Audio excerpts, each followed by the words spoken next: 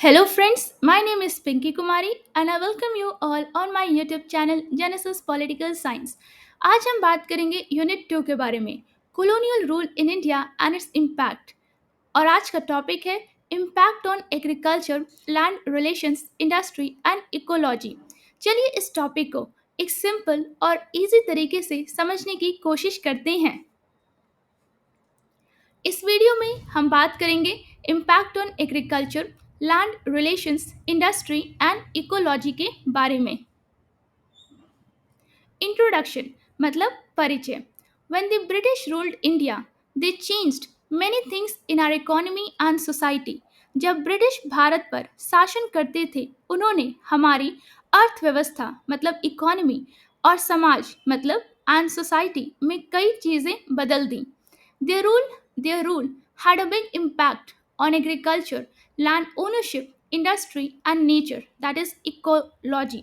मतलब उनके शासन का कृषि मतलब एग्रीकल्चर, जमींदारी मतलब लैंड ओनरशिप, इंडस्ट्री मतलब हम कह सकते हैं उद्योग और इकोलॉजी यानी प्रकृति पर गहरा प्रभाव पड़ा। Farmers faced new systems of land tax which often made them poor. किसान नए जमीन कर, लैंड टैक्स को हिंदी में कहते हैं जमीन कर, किसान नए जमीन कर प्रणाली का सामना कर रहे थे जिसने उन्हें अक्सर गरीब बना दिया। Traditional ways of farming changed मतलब कि पारंपरिक कृषि पद्धतियां बदल दी गईं and cash crops like cotton and indigo were forced on farmers instead of food crops मतलब कि और खाद्य फसलों की जगह कपास और नीली मतलब कि इंडिगो जैसे नगद फसलें किसानों पर लागू की गईं।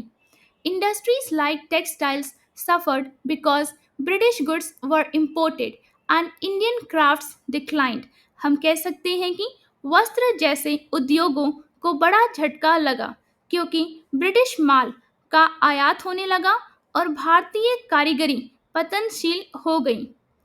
Forests were cut down for railway tracks and timber which harmed the environment. मतलब रेलवे ट्रैक और लकड़ी के लिए जंगल काटे गए जिससे पर्यावरण को बड़ा नुकसान पहुंचा। These changes shaped India's economy and society in a big way during colonial times. हम ये कह सकते हैं कि ये बदलाव औपनिवेशिक काल मतलब कॉलोनियल टाइम्स में भारत की अर्थव्यवस्था और समाज को गहराई से प्रभावित करने वाले रहे। अब हम बात करेंगे agriculture and change in land relations मतलब कृषि और भूमि संबंधों में परिवर्तन के बारे में। When the British came to India, they changed the old land system and introduced new ways of collecting revenue, that is tax from land. मतलब जब ब्रिटिश भारत आए तो उन्होंने पुरानी भूमि व्यवस्था में बदलाव किया और भूमि से राजस्व मतलब कर वसूलने के नए तरीके लागू किए। These new systems affected farmers a lot and changed the way land was owned and used. मतलब इन नए प्रणालियों का किसानों पर गहरा असर पड़ा और भूमि के स्वामित्व और उपयोग के तरीकों को बदल दिया गया। The main systems were permanent settlement, Ryotwari settlement and Mahalwari settlement. मतलब कि मुख्य प्रणालियां थी जिसमें हम बात करेंगे परमानेंट सेटलमेंट के बारे में, रायतवाड़ी सेटलमेंट के बारे में और महलवाड़ी सेटलमेंट के बारे में। सबसे पहले हम बात करेंगे परमानेंट सेटलमेंट के बारे में। Permanent settlement. The permanent settlement was introduced in 1793 by Lord Cornwallis in Bengal, Bihar, Odisha, and parts of Uttar Pradesh. Permanent settlement वर्ष 1793 में लॉर्ड कॉर्नवालिस द्वारा बंगाल, बिहार, उड़ीसा और उत्तर प्रदेश के कुछ भागों में लागू किया गया था। Under this system, the British made zamindars means landlords the owners of the land. मतलब इस व्यवस्था के अंतर्गत ब्रिटिश सरकार ने जमींदारों यानी लैंडलॉर्ड्स को भूमि का मालिक बना दिया था। The zamindars had to pay a fixed amount of revenue every year to the British government. हम ये कह सकते हैं जमींदारों को प्रत्येक वर्ष सरकार को एक निश्चित राशि के रूप में राजस्व मतलब कर का भुगतान करना होता था. This system was called permanent because the tax amount never changed. इस प्रणाली को परमानेंट इसलिए कहा जाता था क्योंकि कर की राशि कभी नहीं बदली जाती थी. अब हम बात करेंगे परमानेंट सेटलमेंट के इम्पैक्ट के बारे में. इम्पैक्ट को हिंदी में कहते हैं प्रभाव. This system help the British get a steady income but it was bad for the farmers. यह व्यवस्था ब्रिटिशों को नियमित और निश्चित आय प्रदान करने में सहायक रही, लेकिन किसानों के लिए यह बहुत ही हानिकारक थी. The zamindars collected high taxes from farmers and did not care about improving agriculture. मतलब जमींदार किसानों से अत्यधिक कर वसूलते थे और कृषि सुधार में कोई रुचि नहीं रखते थे. If the zamindars fail to pay their land was taken away. हम कह सकते हैं यदि जमींदार समय पर भुगतान करने में विफल रहता था तो उसकी जमीन जब्त कर ली जाती थी. Farmers became very poor and were often forced to leave their land. किसानों की स्थिति बहुत खराब हो गई और उन्हें अक्सर अपनी जमीन छोड़ने के लिए मजबूर होना पड़ता था.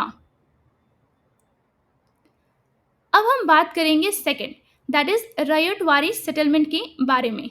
मतलब रायतवाड़ी व्यवस्था के बारे में. The Ryotwari settlement was introduced by Thomas Munro in 1820 in Madras, Bombay and parts of Assam. Ryotwari व्यवस्था 1820 में 1820 में थॉमस मुनरो द्वारा मद्रास, बॉम्बे और असम के कुछ हिस्सों में लागू की गई थी. In this system there were no zamindars. मतलब इस प्रणाली में कोई जमींदार नहीं था. The British collected revenue directly from the farmers called rights.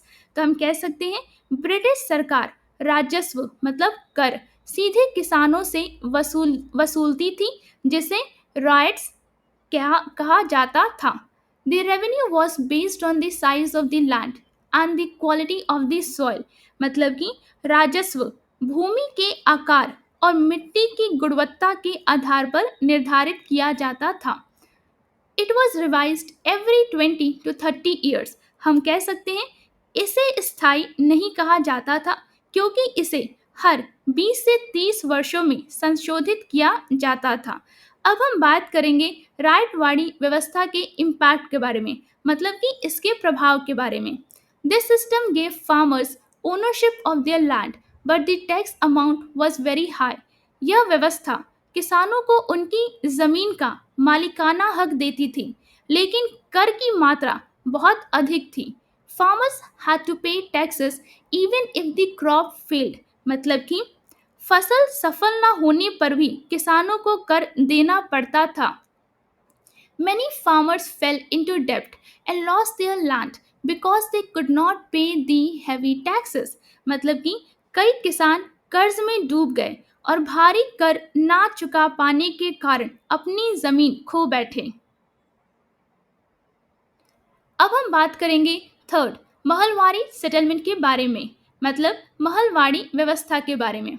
The Mahalwadi settlement was introduced by Holt Mackenzie in 1822 in northwestern provinces, Punjab and the parts of central India. मतलब महलवाड़ी व्यवस्था 1822 में हॉल्ट मैकेंजी द्वारा उत्तरी पश्चिमी प्रांतों, पंजाब और मध्य भारत के कुछ हिस्सों में लागू की गई थी. आगे बढ़ते हैं. In this system, the land was divided into mahals, मतलब a group of villages, and the revenue was collected from the whole mahal collectively. हम कह सकते हैं इस प्रणाली में भूमि को अर्थात महल यानी गांवों के समूह में बांटा गया था और राजस्व एक पूरे महल से सामूहिक रूप से वसूल किया जाता था. The village headmen were responsible for paying the revenue to the British.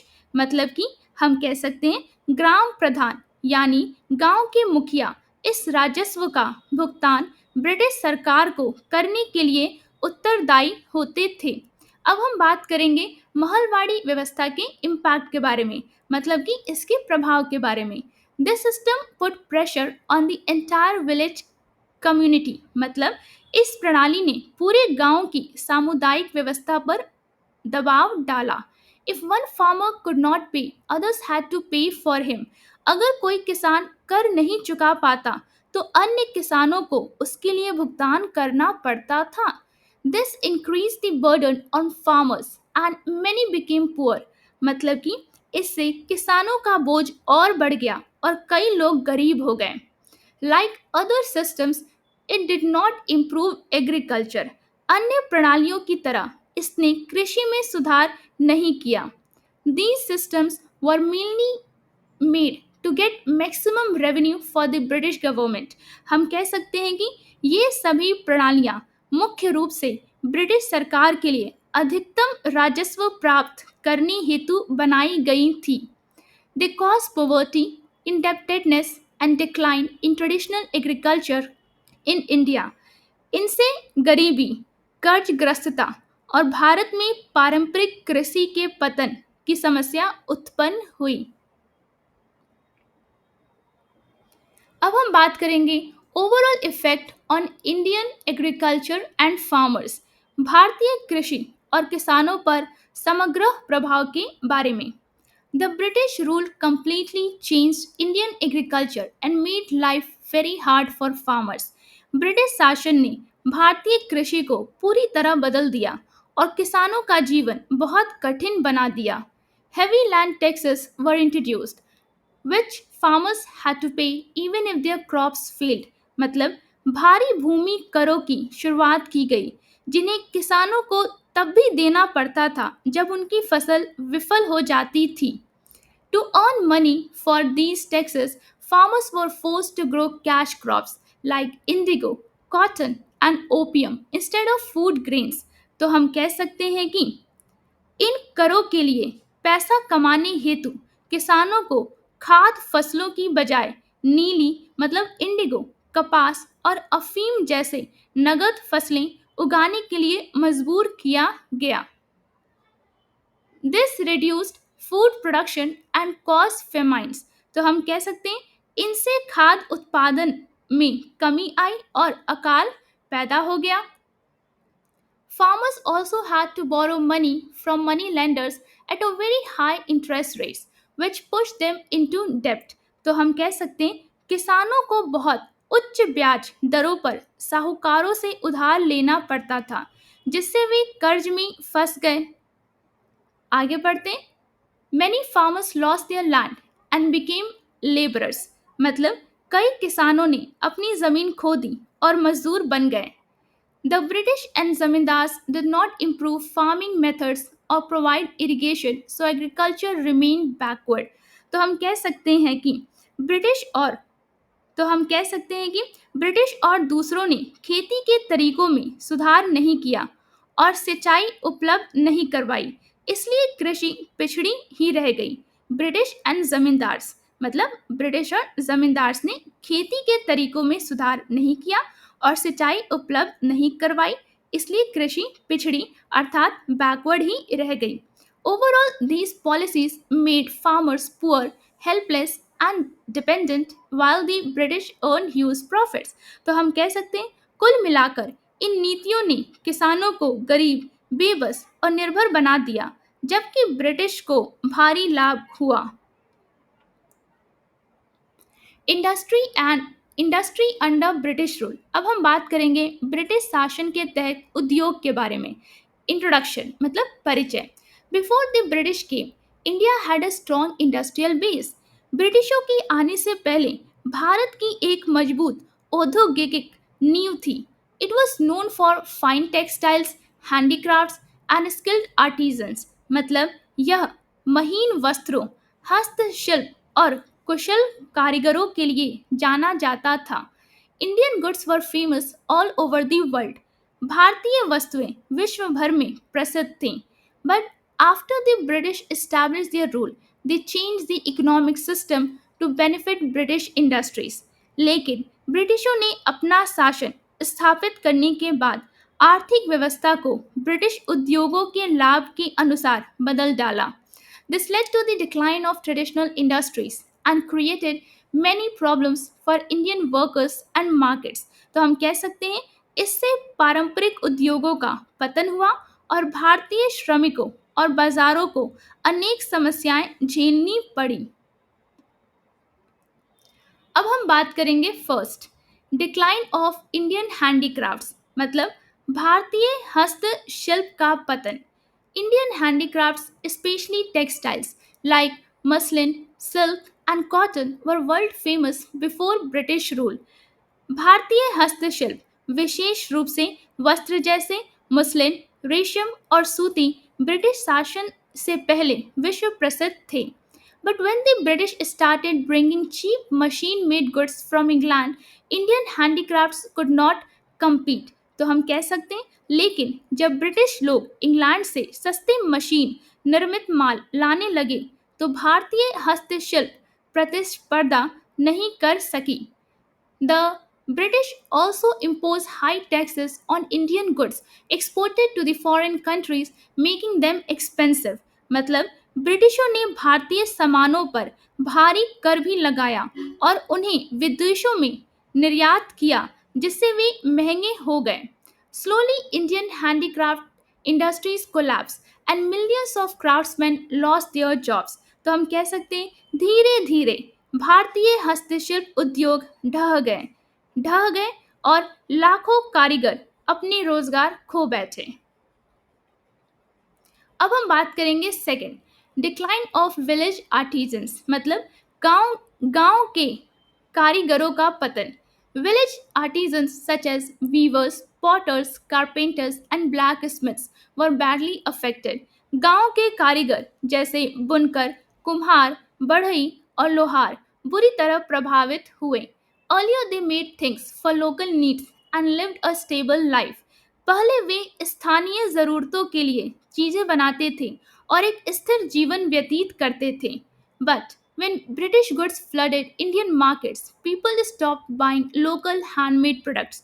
तो हम कह सकते हैं लेकिन जब जब ब्रिटिश माल भारतीय बाजारों में बाढ़ की तरह आ गया तो लोगों ने स्थानीय हस्तनिर्मित उत्पाद खरीदना बंद कर दिया. इससे क्या होता है, artisans could not sell their goods at low prices like British goods. तो हम कह सकते हैं कि कारीगर ब्रिटिश माल की तरह कम कीमतों पर अपने सामान नहीं बेच सकते थे. This forced many to leave their traditional work and work as labourers और farmers, increasing poverty in villages. तो हम कह सकते हैं इससे कई लोग अपनी पारंपरिक नौकरी छोड़ने को मजबूर हो गए और मजदूर या किसान बन गए जिससे गांव में गरीबी बढ़ गई. अब हम बात करेंगे third, impact of British industrialisation on the Indian market. British औद्योगिकरण का भारतीय बाजार पर प्रभाव. The British Industrial Revolution turned India into a supplier of raw materials like cotton, jute and indigo for British factories. तो हम कह सकते हैं ब्रिटिश औद्योगिक क्रांति ने भारत को ब्रिटिश कारखानों के लिए रॉ मटेरियल जैसे कपास, जूट और इंडिगो का आपूर्तिकर्ता बना दिया. At the same time, India became a big market for British machine-made goods. मतलब उसी समय भारत ब्रिटिश मशीन निर्मित वस्तुओं के लिए एक बड़ा बाजार बन गया.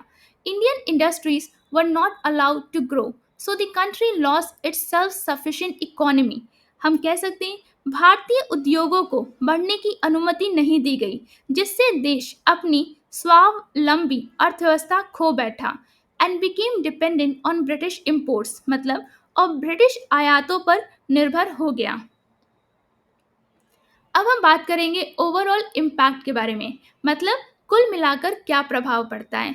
British rule completely changed India's industrial structure. British शासन ने भारत की औद्योगिक संरचना को पूरी तरह बदल दिया. The rich tradition of Indian crafts and small industries were destroyed.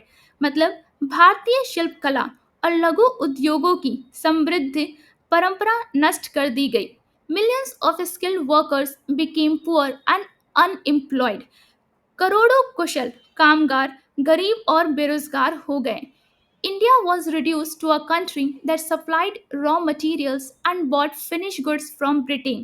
मतलब भारत को एक ऐसा देश बना दिया गया जहां केवल कच्चा माल की आपूर्ति होती थी और तैयार माल ब्रिटेन से खरीदा जाता था.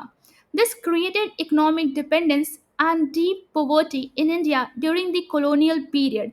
इसने औपनिवेशिक काल मतलब कॉलोनियल पीरियड में भारत में आर्थिक निर्भरता और गहरी गरीबी पैदा कर दी.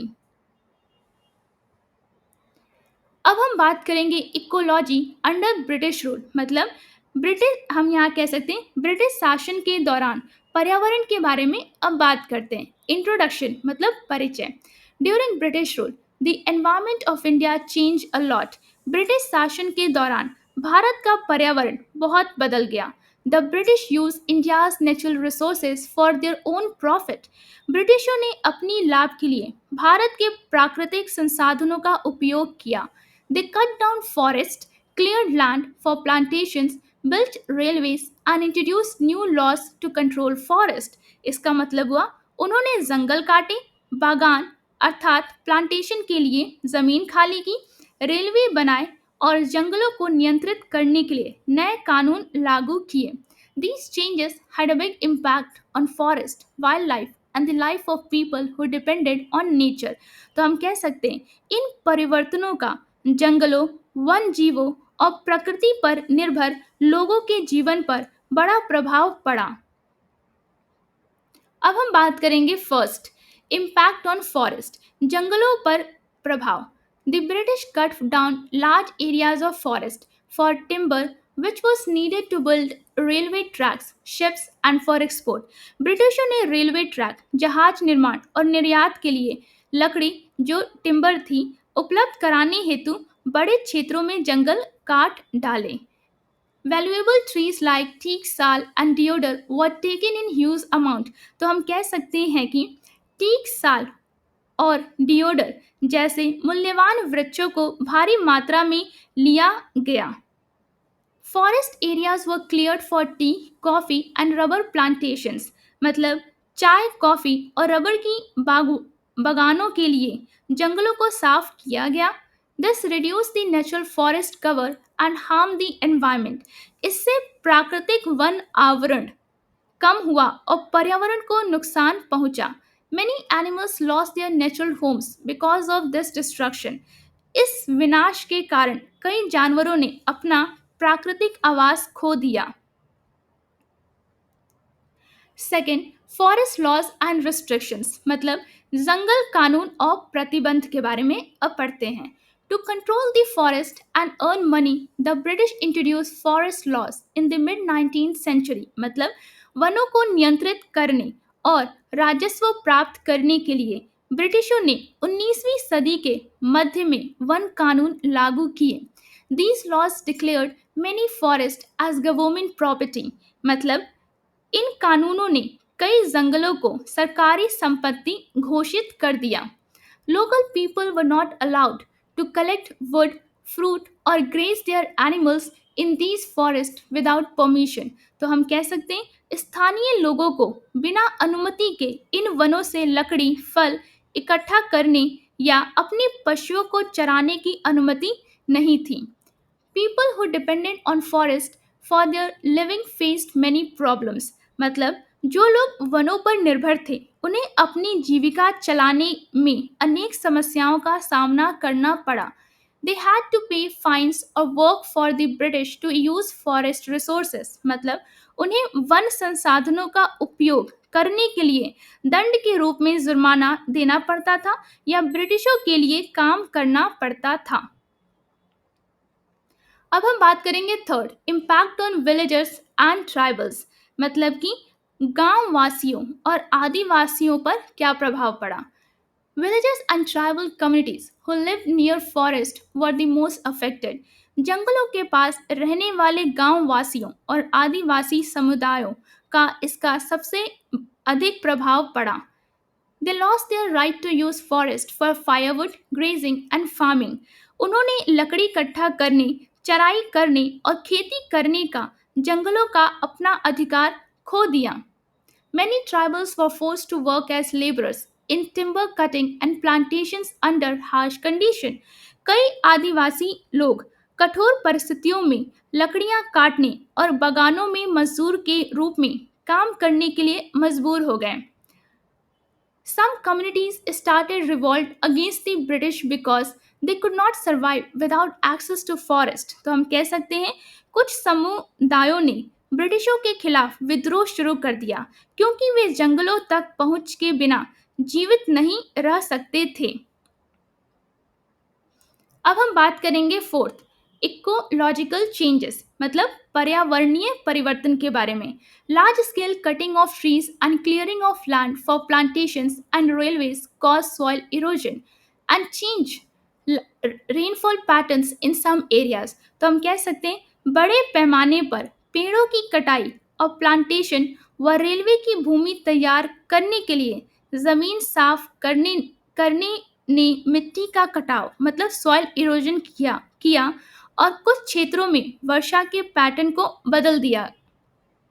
Wild life population decline as forest disappeared मतलब जैसे जैसे जंगल गायब हुए वन जीवों की आबादी कम होने लगी।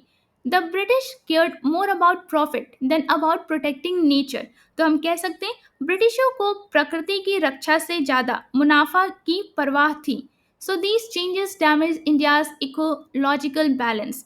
इसलिए इन परिवर्तनों ने भारत के पारिस्थितिक संतुलन को नुकसान पहुंचाया। अब हम बात करेंगे ओवरऑल इम्पैक्ट, कुल मिलाकर क्या प्रभाव पड़ता है। The British exploitation of forest and the natural resources harmed both the environment and the people who dependent on it. ब्रिटिशों द्वारा जंगलों और प्राकृतिक संसाधनों का शोषण पर्यावरण और उस पर निर्भर लोगों दोनों के लिए हानिकारक रहा। Forest wealth was taken away. तो हम कह सकते हैं वन संपदा छीन ली गई। ट्रेडिशनल लाइफस्टाइल वर डिस्ट्रॉयड, पारंपरिक जीवन शैली नष्ट हो गई। And ecological balance was disturbed और पारिस्थितिक संतुलन बिगड़ गया। These actions showed that British policies were focused on profit. इन कार्यों से स्पष्ट था कि ब्रिटिश नीतियां लोगों या प्रकृति की भलाई पर नहीं बल्कि लाभ पर केंद्रित थी। मतलब these actions showed that British policies were focused on profit, not on the well-being of people or nature. इसे एक बार फिर से समझते हैं। इन कार्यों से स्पष्ट था कि ब्रिटिश नीतियां लोगों या प्रकृति की भलाई पर नहीं बल्कि लाभ पर केंद्रित थीं। उम्मीद करती हूँ इस वीडियो में जो कंटेंट था वो आपको एक सिंपल और इजी तरीके से समझ में आया होगा। अगर वीडियो अच्छा लगा हो तो लाइक और सब्सक्राइब करना ना भूलिए। शेयर जरूर करें और अपने दोस्तों को भी इस चैनल के बारे में बताइए। कमेंट्स में अपनी राय ज़रूर दें। बेल आइकन पर क्लिक करें ताकि अगला वीडियो मिस ना हो। मिलते हैं नेक्स्ट वीडियो में, तब तक के लिए थैंक यू।